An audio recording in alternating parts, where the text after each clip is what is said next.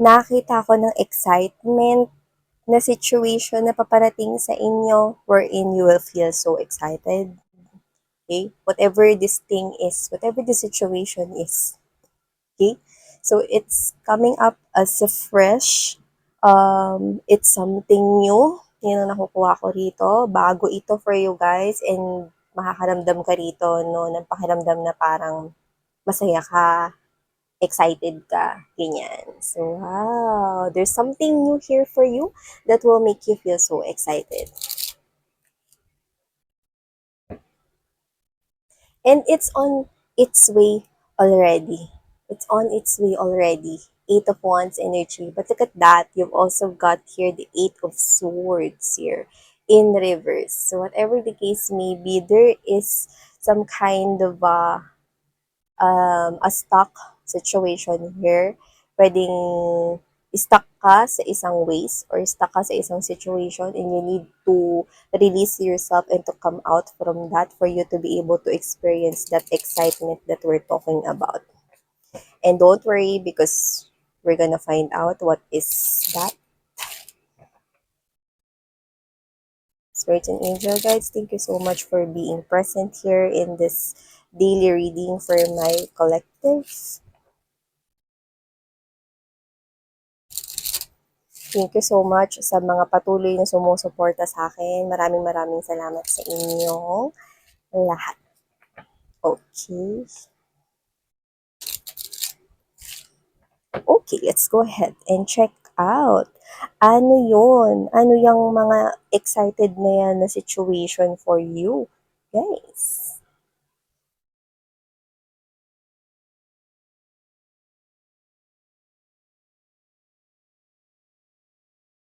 Oh. Wow. Mm.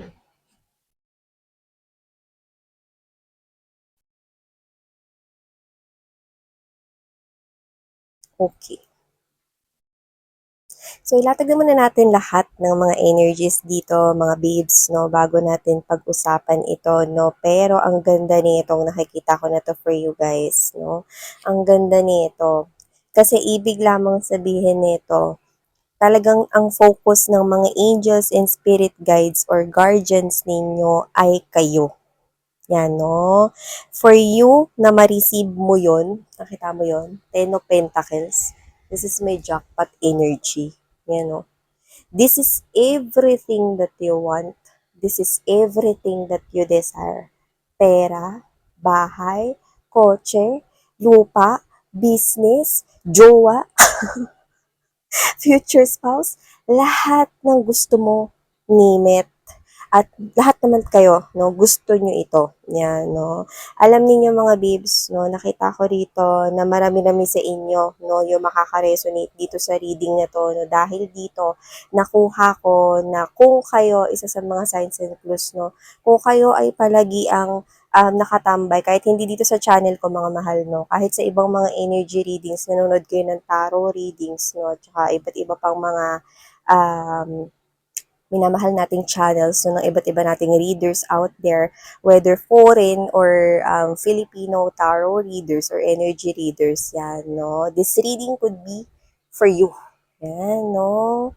So, kung kayo ay palaging nakatambay or nanonood at parte na ito ng buhay ninyo, so isa na yan sa mga sign and clues na kayo ang kinakausap ng angels and spirit guides ninyo dito sa reading na to. Yan, no?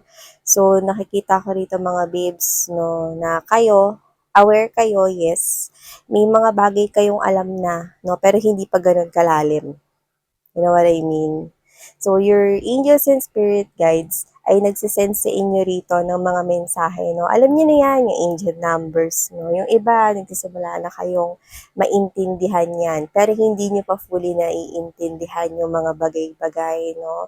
So, in short, para kayo ritong parang nagpapapansin ang angels and spirit guides nyo rito, no? Pero yun nga, iba sa inyo, hindi pa kayo fully aware, no? Yung parang sinasabi nila sa'yo, oy, ito, hello.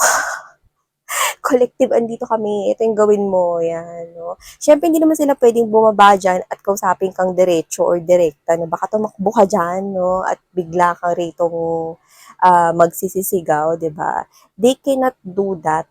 Okay? That's why they're sending signs and clues na nagpapapansin na sila sa'yo rito. Na nakakatuwa nga kasi nakikita ko rito, kahit nagpapapansin sila sa'yo, may mga times na hindi mo sila magets or hindi mo sila maintindihan. Na yun pala yung gusto nilang sabihin sa'yo.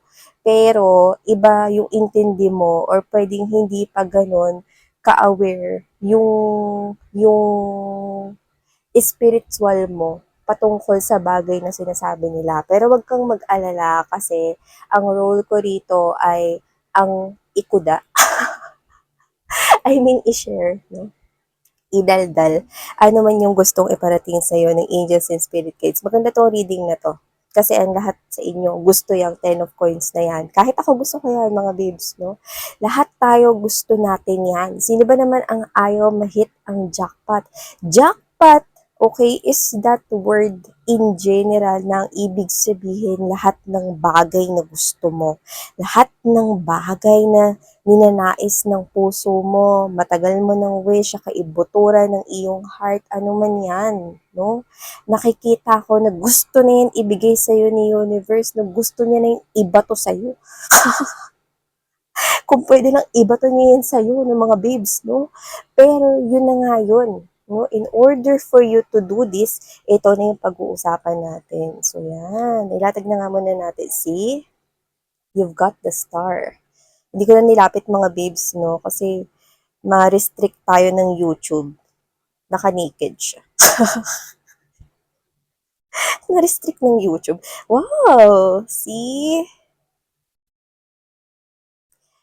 Emotional happiness. Yung ramdam na ramdam. 'Di ba? Yung saya na ramdam mo na mapapaiyak ka, mapapaluha ka, no? Yun yung totoong saya na mararamdaman mong kontento na ako, okay na ako, maraming salamat po, universe. So yan, no? So kung sino-sino man yung kinakausap dito mga babes, no? Nakikita ko rito na para talaga to sa'yo. Yan, bongga guys, no? Alam mo mga babes, ikaw to, no, na naghahanap ka rito ng parang paraan, no, para makukuha yan, jackpot niyan. Okay? Whether yan ay jackpot sa loto, 658 and 649, wala pang winner. Yan, no? Nakapalo kasi ako dun. Kaya knows ko. 'Di ba? So, yeah, okay, regardless kung ano yan, manalo kayo sa lottery, or yung minamahal, ninanais ninyong pinakamamahal yung babae at lalaki, na wala tayong gender dito, LGBT of course, welcome rin kayo. So, lahat yan, ano man yan, pangarap na business, na everything right here na see, we have here the high priestess, the moon, exactly. Secret ay ibubuking ko sa inyo, no? Dahil yun naman ang gustong iparating ni Yuno. Yeah! Nine of Cups energy. Sikreto sa katuparan ng wish mo. Ano ba, guys? Diba? So, ito na nga, no, pag-usapan na natin. Pero yan, bago yan, no, thank you so much sa mga new subscribers. Hello, welcome po kayo rito sa aming channel. By the way, my name is Yan. At sa returning subscribers, maraming salamat at nandito kayo ulit sa channel na to. Yung mga nakapanood kagabi, no, ng True Love Confession, yes. Iniisip niya talaga kayo strongly. Kahit hindi sa gabi. Pero more likely, sa gabi niya talaga kayo iniisip. Yan, no? Kung sino man siya, no, alam niyo magkakalakas yun ng loob, no, pag nauna ka, lalo na kung kilala mo siya. Na, kaya ano pang hinihintay mo? Mauna ka na. Gisela, pinagtulakan. So, yun nga, no? If the energies is so strong, talagang kapit na kapit yun. Ramdam na ramdam ko yun, mga babes, no?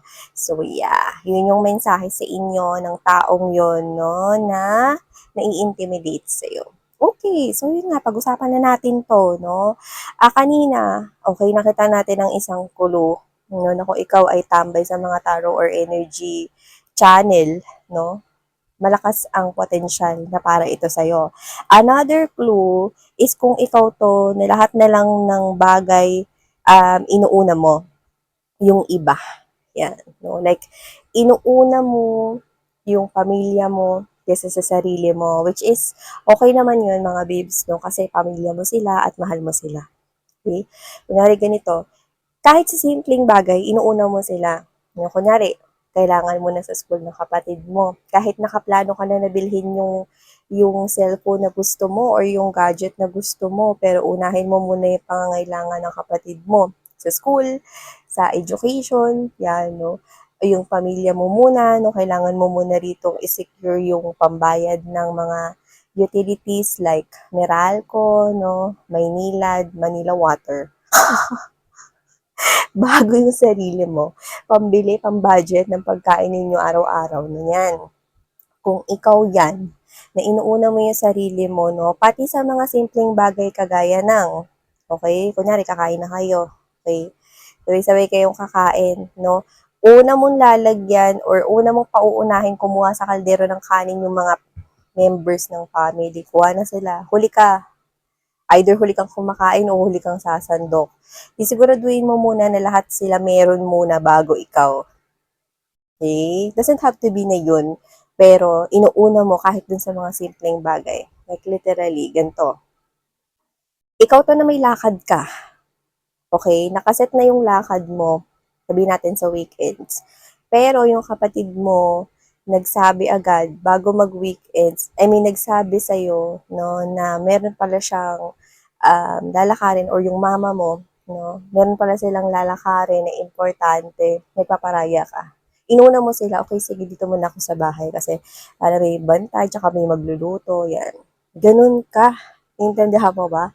You are a very giving person. You always give away to other people, especially pagdating sa mga taong mahal mo. Your family, your friends, your loved ones. Palagi mong inuuna yung ibang tao. Ganun ka na buhay. Okay? Doesn't have to be na everyday ganun ka. Pero naging parte yan ng pagkatao mo. Like, what I'm saying, matagal ka ng ganyan. Yan, no? Kahit dun sa school ninyo, no? Ganyan, ganto, no? Parang, ikaw to na, kunwari, ikaw yung secretary, syempre sulat ka sa board, 'di ba? Unahin mo muna, mga babes, na isulat yung sa board, no? Bago mo isulat ulit sa notebook mo. Yan, 'di ba? Ganun yung pag-secretary eh. So, ikaw to, na inuuna mo lagi yung iba bago ikaw. Okay? Or parang, um, ano, gutom ka na? O sige, dito ka na sa harapan. Yan, no? Nakapila kayo sa kantin. Dito ka na, palit na lang tayo. Yan. Mga ganyan, simpleng bagay, no? Mga inuuna mo sila. Pwedeng hindi mo napapansin na, ay, ganun pala yun, miss yan. Ay, oo, ganun yun, babe. Like, literally, yung parang, kunwari, pila sa jeep, nahaba yung pila, di ba? And then, kasunod mo, no, nasa CR na, okay? Isa na lang yung kailangan sa jeep. Sige, una ka na. Yan. Sige, sige, ikaw na mismo, una ka na dyan. Hindi naman ako nagmamadali eh. Yan. O, dyan ka lang, stay put ka lang. Like, literally, pati sa ibang tao, ganyan ka. Napaka mapagbigay mo to the point na naging parte na yan ng buhay mo. Yan. No? Spirits are saying, universe are saying, saludo sila sa'yo. Pero, oras na para isipin mo naman ang 10 of coins mo. Oras na para matanggap mo na ang 10 of coins mo. Ano yung 10 of coins? Wishes coming true. Wishes being granted. Kaninong wish yun? Kaninong pangarap yun? Kaninong dreams yun? Walang iba, kundi sa'yo. Diba? Oras na sarili mo naman yung unahin mo. Oras na para, okay, makuha mo na yung mga bagay na ito. Hindi para maging greedy, kundi oras na para ikaw naman. Kasi with this 9 of Wands energy, 10 of Wands, matagal mong pinasan yung ganyang klase, no, nang nagbigay ka, na parang tama na. Hindi ibig sabihin ititigil mo yan, okay? Pero this time, kailangan sarili mo na yung unahin mo. Because I'm hearing, while I'm talking, clock is ticking. Yung tunog, pakinggan niyo yung ano nyo, may wall clock kayo, di ba? May tunog yun, di ba? Ganun. Umiikot yun. Okay? At alam nyo ba na hindi lahat ng tao ay aware, okay, na pwede nilang makuha ang mga wishes nila. Pero sabi ko nga sa inyo, okay, time is nauubos like this hourglass. Okay, nakita niyo ba yung hourglass na yan? Pag naubos ang laman yan, ubos rin ang oras. That is why this reading is dedicated for you. Para ma-experience mo yung ninanais mo dito sa earth, dito sa 3D world, gusto kang tulungan ng yung angels and spirit guides. You need to get out 8 of Swords in reverse and start investing in yourself. 7 of Pentacles to the Queen of Pentacles energy. Stars, okay, and this 10 of Cups energy, you're gonna be emotionally happy. Sinong hindi magiging masaya pag nakuha nila ang bahay na pinapangarap nila, ang lokasyon na pinapangarap nilang pagtayuan ng bahay nila, ang kotse na gusto nilang mabili, at ang love and relationship na gusto nilang makamtan or makamit, no? When it comes to romantic relationship naman, lahat ng dinidesire mo ay posibleng mangyari sa pamamagitan, no, ng pag-una mo na ngayon sa iyong sarili. Yan, no? Sa mga simpleng bagay, sinasabi ng angels and spirit guides mo na simulan mo, okay, yung mga ganito. Ano yung ginagawa mo dati? Inuuna mo, di ba, na sumandok yung pamilya mo, na sila muna. Ang gagawin mo ngayon, you need to unahin mo yung sarili mo. You're not being greedy, let's be clear to that. Okay? Time is ticking, mahal. Okay? So, ibig sabihin, kunin mo itong wish mo na ito, no, para makuha mo ng mabilis ang mga pinapangarap mo. Simulan mo sa simpleng bagay, kagaya ng, okay, magsando ka, unahin mong lagyan yung pinggan mo. Tapos, isunod-sunod mo na. Okay? Hindi naman yan magkukulang, lalo na kung yan ay tama lang talaga at ganyan talaga yung sukat. No? Unahin mo nang lagyan yung pinggan mo. Okay? At kung dati, mga babes, no, ikaw to na parang nagpaparaya ka, no? Ay, sige, may time pa naman ako. Ikaw muna kumopya ng notes, ngayon hindi. Mauna ka nang kumopya ng notes, okay? Bago mo ibigay yan sa kaklase mo or bago mo ibigay yan sa katrabaho mo. Yan gagawin mo. Uunahin mo na yung sarili mo ngayon, no? At ikaw to, no, na ano pa bang pwedeng unahin dito? Kunwari ganito, no? Yung pinakamalaki, no, dati, no, kunwari sa breakfast, pinakamalaki na sunny side up, no, lagi mo binibigay yan sa bunso ninyo, sa kapatid mo, no, ngayon, kukunin mo yun. Okay? Hindi yan pagiging greedy at selfish, especially kung palagi ka namang nabuhay ng ganyan. Okay? Ang goal natin ngayon ay kunin yung bagay na to. At hindi naman yun pagiging makasarili. Dahil, okay, oras naman para ikaw yung makatanggap niyan. Okay? Maaring ikaw to, napapansin mo na yung success na hinahanap mo, no, bakit hindi mo makuha-kuha, bakit naka-pending, bakit na-delay? It is because you always choose na unahin yung ibang tao, kaya ang naa-attract mo ay nauuna yung ibang tao. Kesa sa dapat mauna ka na matanggap yung success mo. Maybe this is you thinking, bakit yung success nauna siya? Bakit yung success na sa akin, bakit parang ang tagal atang makarating?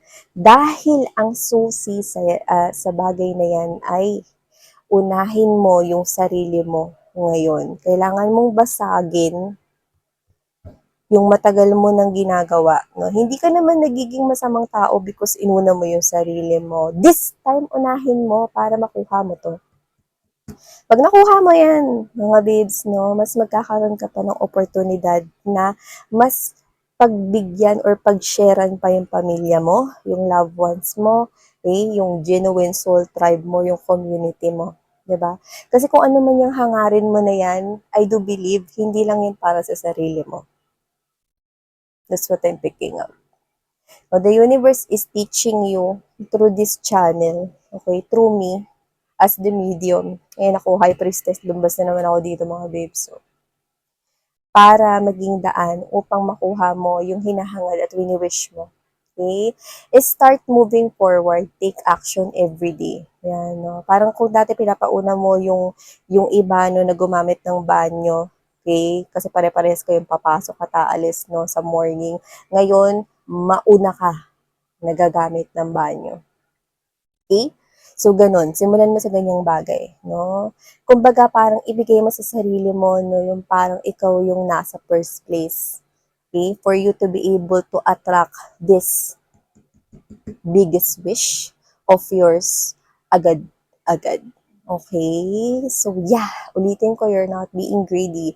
Time is ticking right here. Okay? Other people na natulungan mo, nakuha na nila yung bagay ng gusto nila. Ngayon, ikaw naman. Okay? Ikaw naman. Okay? So, thank you so much, Collective. Masaya ako na paparating ko sa inyo tong mga mensahe sa inyo ng mga angels and spirit guides ninyo. Thank you so much.